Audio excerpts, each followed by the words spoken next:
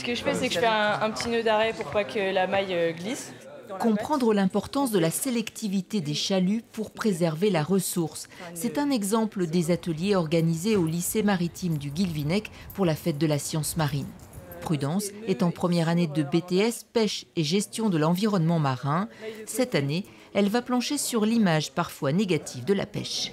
On voit beaucoup sur Instagram, sur les réseaux sociaux, etc.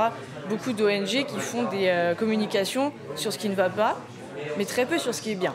J'aimerais bien que ce soit les pêcheurs qui fassent une communication, montrer au reste du monde, montrer au grand public que tous les pêcheurs ne sont pas des personnes irresponsables, tous les pêcheurs ne sont pas des personnes qui n'ont pas d'état d'âme vis-à-vis d'un mammifère marin qui serait capturé, etc. C'est tellement important d'avoir une bonne image, parce que c'est comme ça aussi qu'on fait avancer les choses, comme ça qu'il y a plus de communications qui sont débloquées, etc. Sensibilisés à la préservation du milieu, les futurs pêcheurs développent des programmes avec des étudiants-chercheurs, comme ceux de l'Institut européen de la mer, avec qui ils collaborent pour comprendre pourquoi les sardines sont plus petites qu'avant. Coopérer, un enjeu pour la nouvelle génération. Moi, je sais que cet été, on avait des problèmes justement sur le homard quand on était au casier.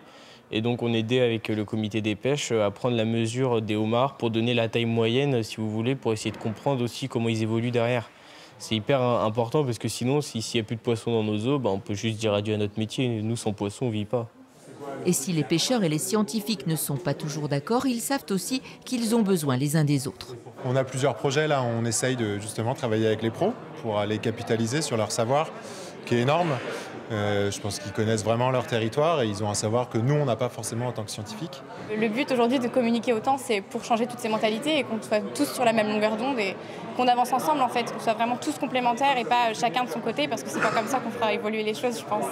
Pêcheurs et scientifiques travaillent par exemple sur la valorisation des étoiles de mer, véritables prédateurs de la ressource.